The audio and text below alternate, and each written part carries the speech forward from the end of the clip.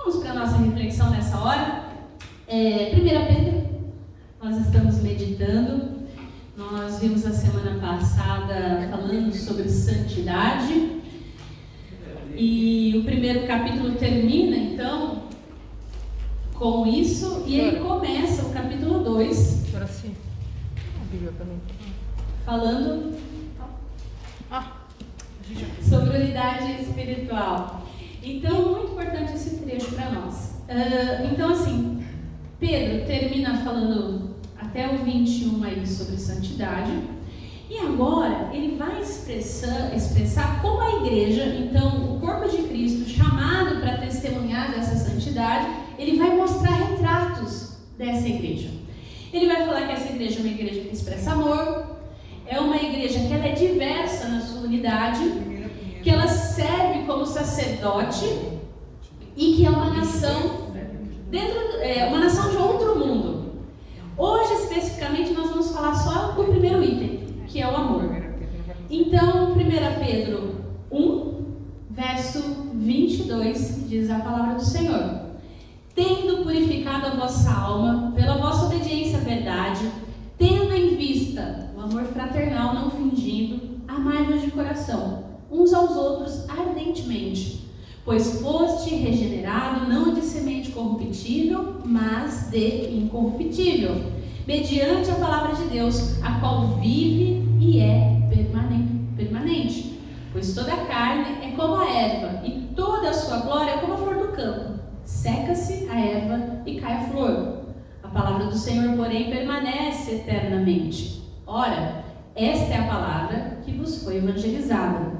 Despojando-vos, portanto, de toda maldade e dolo, de hipocrisias e invejas e de toda a sorte de maledicências, desejai ardentemente, como crianças recém-nascidas, o genuíno leite espiritual, para que por ele vos seja dado crescimento para a salvação, se é que já tendes a experiência de que o Senhor é bondoso.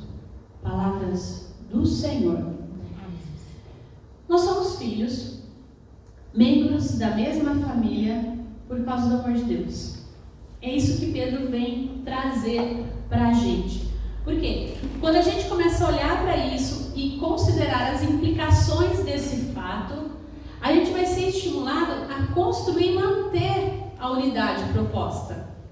E aí, é interessante porque ele começa falando de experimentar o mesmo nascimento. E está aí no versículos de 23 a 25. Lembre-se que a única maneira da gente ingressar na família espiritual de Deus é por meio do nascimento espiritual. É mediante a fé em Jesus Cristo. Como a gente pensar na concepção física, né? A concepção espiritual, ela também requer pai e mãe. A gente pode dizer, então, que além da pessoa que Deus nos levanta para falar de Cristo, nós podemos afirmar que nós temos o Espírito Santo de Deus e que a palavra de Deus é que faz esse nascimento na nossa mente e no nosso coração. Porque as pessoas podem falar, mas se não é o Espírito Santo nos convencer, a gente não nasce de novo. Isso somente é o Espírito Santo que faz. Então o novo nascimento, ele nos dá uma nova natureza. Porque ele nos dá o quê? Uma viva esperança, que foi o que a gente já falou semana passada, sobre a esperança que nós temos. Então, o primeiro nascimento, vamos pensar então, nosso físico é na carne, que é corruptível, por causa do pecado que habita em nós. Tudo que é nascido na carne, por causa do pecado, está fadado a morrer, a se decompor, infelizmente. Então, isso explica porque também a humanidade não é capaz de se manter coesa. Porque quantas tentativas nós não temos de tentar fazer as coisas andarem em ordem, em se integrar, em ser bom, né? Quantas políticas, sejam elas públicas, sejam elas partidárias, quantas vontades, quantas sociedades nós não organizamos para o bem comum. Mas parece que a gente nunca consegue atingir um objetivo, porque em algum momento parece que isso se corrompe, isso se quebra. E isso é por causa do pecado. Nós entendemos que o ser humano, por causa do pecado, rompeu com Deus e ele está então condenado à morte por causa do pecado. Tudo que nós fazemos acaba se desintegrando por causa do pecado. E a gente pensar numa flor de primavera, já que essa semana começou a primavera, né? Com cara de verão, mas é primavera. A gente pensar nas flores da primavera, né? Como as obras humanas. Elas são bem-sucedidas por um tempo, mas toda flor nasce, cresce e morre. Nossas obras também, né? Nascem, crescem, mas chega um momento que elas são fadadas ao fracasso. Ou porque não continuam, ou porque em algum momento aquilo é saturado. Então, tanto as flores quanto as obras, em algum momento elas começam a murchar e a morrer, querendo a gente ou não. Isso desde a Torre de Babel, lá de Gênesis 11, até a Grande Babilônia de Apocalipse 17 e 18. O fato é que existem grandes tentativas de unificação da humanidade fracassadas. Impérios, políticas, enfim. Quem tentar construir a unidade, então, da igreja baseada nesse primeiro nascimento, também vai falhar. É isso que Deus vem exortar para a gente. Porque não adianta a gente querer também construir, porque a gente está aqui na igreja, todo mundo aceitou Jesus, olha que legal, vamos, né? E a gente vai às vezes na força do nosso braço, baseado nas nossas crenças, nos nossos valores, que são bons, são baseados na Bíblia. Mas se a gente vai apenas pela nossa conta, pelo nosso nascimento, a gente tem promessa de boa colheita. Mas se não for o Espírito Santo que está ali executando aquilo, vai murchar e vai morrer, vai acabar. Por isso que é triste, a gente acaba olhando e fala, nossa, mas uma igreja acabou, deixou de existir? Infelizmente sim, né? Então a gente pode, a partir dessa perspectiva então, invocar o mesmo Pai, compartilhar a mesma natureza e buscar o Espírito para as nossas coisas, porque é Ele que nos promete isso. Que a partir do novo nascimento, então, é essa palavra que vai o quê? Nos fortalecer. Para quê? Para não murchar e para não morrer. Porque ela vivifica. Então, nós cremos no mesmo Evangelho e nascemos no mesmo Espírito. Então, os elementos exteriores da carne, na verdade, eles dividem os cristãos. Tudo aquilo que a gente faz que não é guiado pelo Espírito Santo, nos divide, ao invés de nos juntar. Se você olhar para a nossa realidade de igrejas evangélicas, por exemplo. Então, é muito importante a gente pensar quais são os elementos que nos unem como povo de Deus. E talvez sejam esses elementos que nos unem, que sejam aqueles que o Espírito Santo nos guie, para que a gente possa investir tempo, investir capacidade, porque a palavra de Deus, uma vez lançada, não volta vazia. Ela é como a semente que você joga, ela vai nascer. Então, tendo enfatizado essa primeira responsabilidade do crente, que a gente falou semana passada da santidade de vida, agora Pedro vai falar de como a gente deve viver a vida cristã e a vida em comunidade. A partir desse novo nascimento, buscando o Espírito Santo para guiar as nossas obras. E aí a primeira obra que ele vai enfatizar aí é o amor fraternal. É o primeiro item, que está no verso 22. Pedro nos diz que só podemos amar se nascermos de novo e só expressamos tal amor se for sem fingimento, de coração puro e de forma ardente. E aí, ele usa aqui palavras diferentes para amor no original, tá? No original, ele usa Filadélfia, que significa o amor de irmãos, o amor fraternal, né? Da onde vem filantropia, né? Esse filo é amigo no original, então temos várias palavras de origem grega. Filantrópico, né? Então, aquele é a pessoa que ajuda de forma fraternal. E ele usa também ágape, que você convive em igreja, já deve ter ouvido, que ele é amor sacrificial, que é semelhante ao amor divino, que não tem condições para amar, né? Não impõe condições, ama porque ama. E é importante compartilhar esses dois tipos de amor. E é isso que ele vem falar para nós, porque o amor fraternal ele é expresso, por quê? Por sermos irmãs e irmãs em Cristo. Ele nos chamou para fazer parte da família da fé. Ele nos escolheu, que foi o que a gente também ressaltou bastante a semana passada. Na primeira parte ele sempre repete, eu vos chamei, eu vos escolhi. Então nesse sentido, até o salmo que nós lemos hoje fala isso, eu os escolhi. Então nesse sentido nós passamos a fazer parte da família de Deus e a partir disso esse amor fraternal expresso entre os irmãos da fé. E aí o amor ágape que é expresso porque a gente pertence a Deus em primeiro momento. E aí, porque nós pertencemos a Deus, nós podemos colocar as nossas diferenças do lado de fora e amar fraternalmente. Porque cada um de nós que estamos aqui pensam de forma diferente sobre vida, sobre relacionamento, sobre política. Mas o que nos une? O que nos traz no domingo estarmos juntos? Cristo. Ele é o nosso Pai. Então, porque por natureza nós somos egoístas. Não há um justo sequer. De modo que foi preciso Deus realizar um milagre a fim de dar esse amor. De se fazer ser humano, de habitar como ser humano, viver a nossa realidade e sacrificar-se. Por quê? Porque o pecado exige sacrifício. Porque Deus é santo. Ele não compactua com o pecado. E ele percebe que a gente não tem capacidade nem competência para isso, então ele faz, esse sacrifício por nós. E aí a prova de que nós nascemos de novo é vivenciar esse amor. Primeiro entre nós, como filhos da obediência agora, ao qual nós fomos chamados, e depois para os de fora. E é triste quando as pessoas tentam produzir amor. Já parou para pensar nisso? Porque o amor produzido, ele é artificial. Você percebe quando a pessoa ela não está sentindo aquilo.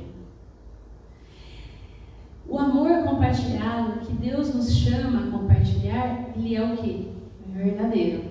Ele é de coração, não fingido. Ele não é produzido. Não tem como a gente produzir amor. Vai soar fake, não tem como, é inevitável. Então, a partir do momento em que nós buscamos a Deus verdadeiramente e conhecemos o amor de Deus, esse amor transborda. Porque esse amor nos constrange, porque a gente começa a entender que não tem nada que eu possa fazer. Porque quando eu começo a chegar mais perto de Deus e eu vejo a luz dele, e essa luz mostra as minhas trevas, eu começo a perceber que eu não sou melhor que ninguém. Eu começo a entender que ele me ama porque ele é amor. Ele é esse ágape. E aí a partir disso, então, ele convida, e ele fala 2 vezes aqui no texto, ardentemente. É uma coisa assim bem... É aquela ideia, assim, mais próximo que eu consegui chegar perto e pensar nisso, a gente pensar naquela ideia de todas as nossas energias. Pensa no atleta, que ama correr, que ama praticar esporte. Ele vai treinar o máximo que ele puder até, exaurir as suas energias. Então, esse ardentemente é essa ideia de ser algo assim que realmente é o máximo que a gente possa fazer. E aí, e aqui tá, vamos pensar assim, o pulo do gato. Esse amor não é um sentimento. Por isso que Deus pode pedir para nós que ele seja ardentemente, porque a gente pensa no sentimento de paixão, aquela coisa assim, aquele negócio batendo forte, aquelas borboletas no estômago. Não é esse amor. Esse ardentemente é ação, não é sentimento. Não é sentir, é fazer. Vai além de sentir, é uma questão de volição, é uma questão de decisão. Eu decido fazer isso, eu me submeto a isso. Ou seja, é demonstrar amor aos outros, tratando-os da mesma forma que Deus nos trata, com graça, com misericórdia, com bondade, não merecendo. Então nem todo mundo, nem a gente mesmo às vezes merece, né, ser bem tratado.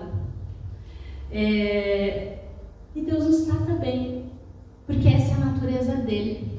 E a partir do momento que nós somos convidados a fazermos parte dessa família, essa também é a nossa natureza. Pressupõe no nascimento o quê?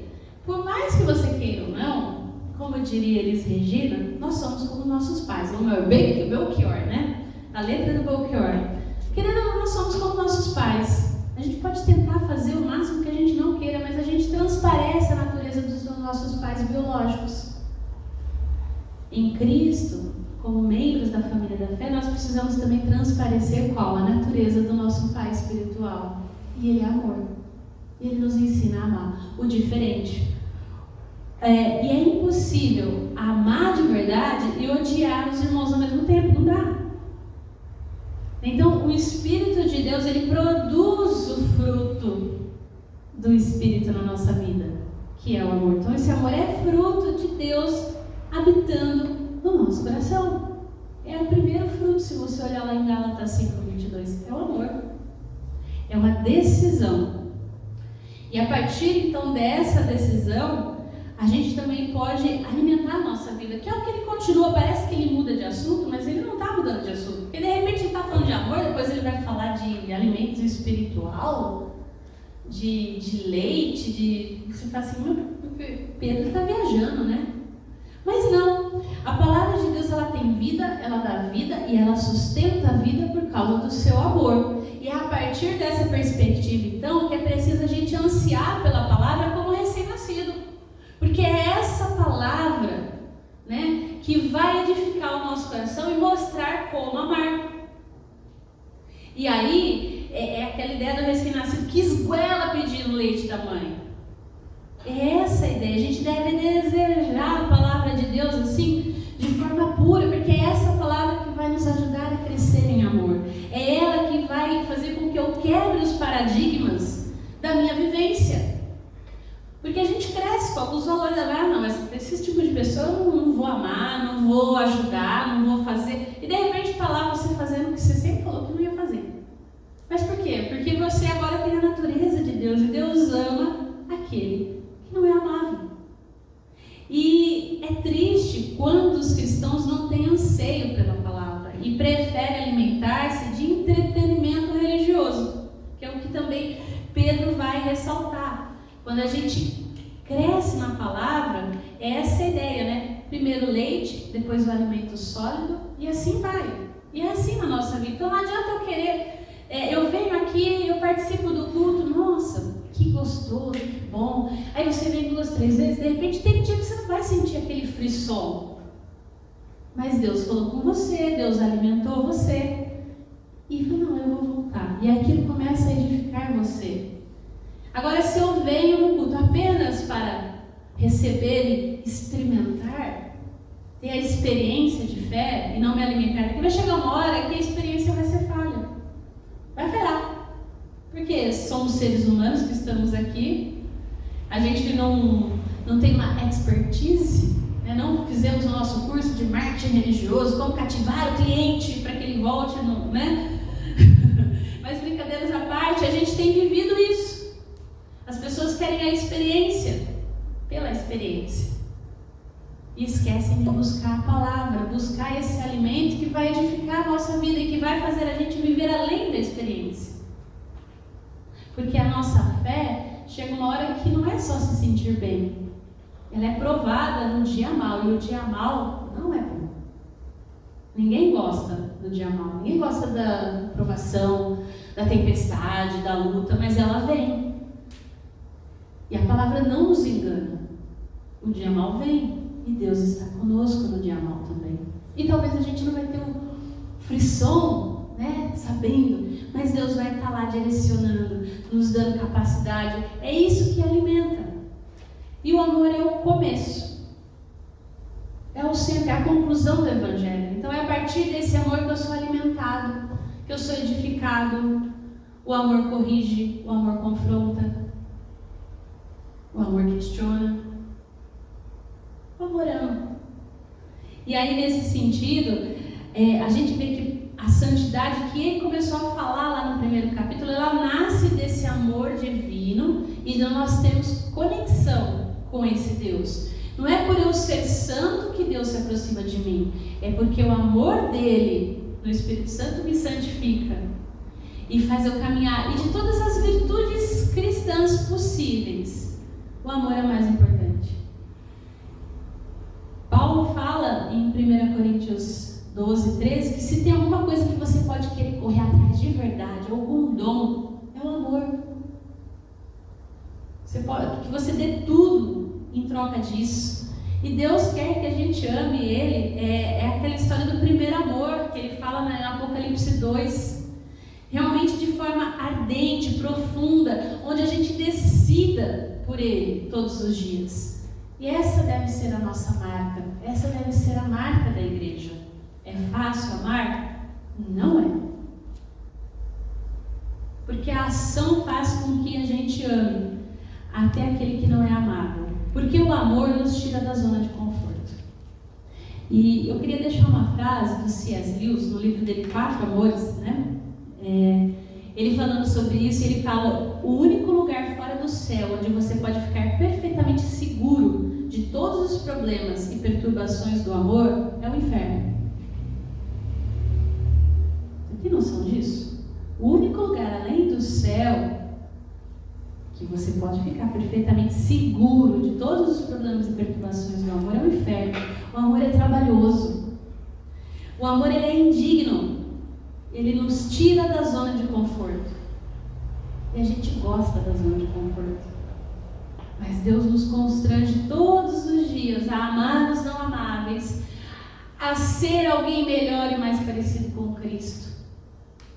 Até aqui no domingo de manhã, a gente poderia ficar dormindo em casa, né? De boa, aproveitar o domingão de sol. Alguém tem piscina para a gente poder fazer uma amizade sincera? Né? A gente poderia estar fazendo 1000 coisas. Mas a gente decide também vir e se alimentar da palavra. Isso também é amor.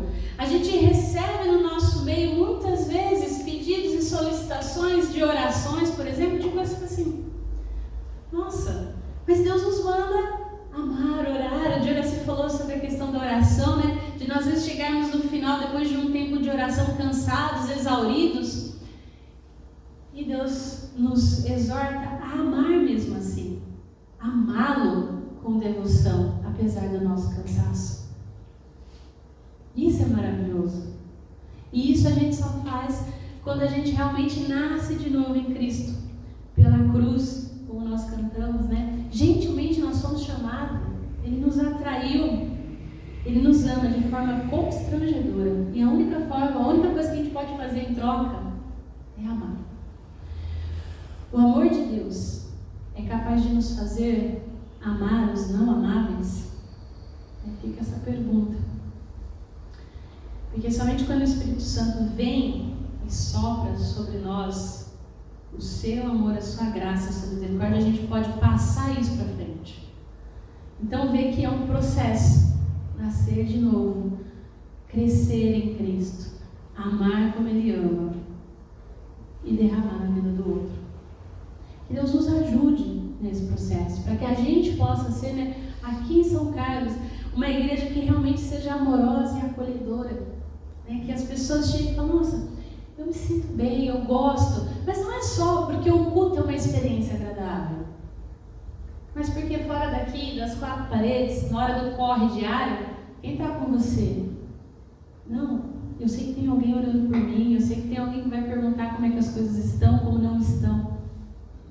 O amor é além daqui. Que Deus nos ajude a amarmos primeiro os irmãos uns aos outros e depois também aqueles que nos procuram, para que a gente possa realmente sermos fortalecidos e andarmos de fé em fé. E eu queria chamar o grupo de louvor. Nós vamos cantar uma canção que fala um pouco sobre isso, e que essa canção seja também uma forma de oração, né? Porque ela fala sobre isso, sobre o ajuntamento, sobre o Espírito de Deus vir sobre nós, honrar, santificar esse momento e nos fortalecermos para vivermos a nossa fé fora daqui. Eu convido você a ficar em pé. Nós vamos cantar e depois nós vamos orar.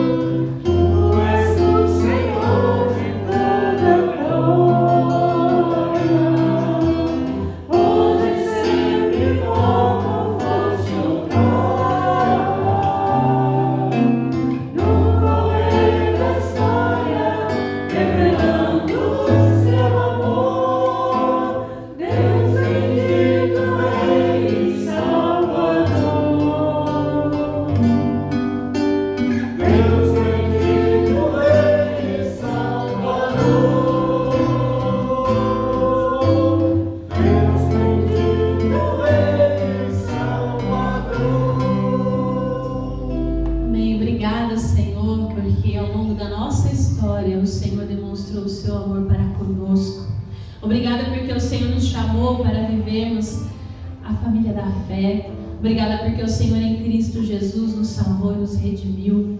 Obrigada, Pai, porque nessa família nós somos alimentados dia após dia e podemos crescer, Pai, a estatura do Teu Filho Jesus Cristo. Fortalece-nos, ó Pai.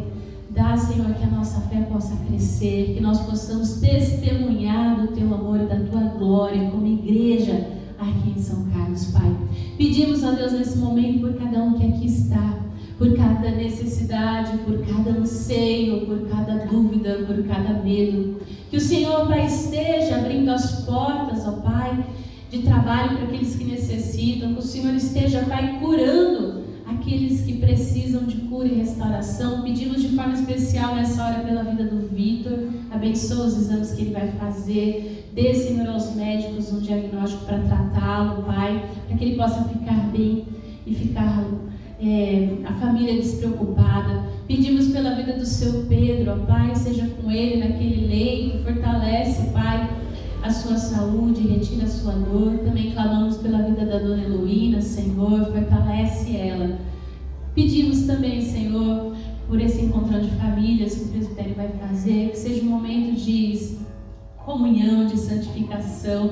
Também agradecemos pelo encontro de jovens ontem lá no Oxigênio. O Senhor abençoe os jovens do nosso presbitério, para que as igrejas, Pai, sejam abençoadas através da vida deles. Também te pedimos, ó Pai, por essa semana que se inicia, por cada um que aqui está, pelas suas lutas diárias, que o Senhor fortaleça a vida, a fé e o amor de cada um, Pai. E aquilo que nós não verbalizamos, mas que o Senhor sonda e conhece o nosso coração. Nós entregamos diante de Ti nessa hora, através da oração, que o Teu Filho Jesus nos ensinou, dizendo: Pai nosso, que estais nos céus, santificado seja o teu nome. Venha o teu reino, seja feita a tua vontade, assim na terra como nos céus. O pão nosso de cada dia nos dai hoje. Perdoa as nossas dívidas, assim como nós perdoamos aos nossos devedores. E não nos deixes cair em tentação, mas livra-nos do mal, pois teu é o reino, o poder e a glória para sempre. Amém. Receba a bênção. Que o Senhor te abençoe e te guarde. Que o Senhor faça resplandecer o rosto sobre ti e tenha misericórdia de ti. Que o Senhor sobre ti levante o rosto e te dê a paz. Que assim te abençoe Deus Trino, Pai, Filho e Espírito Santo.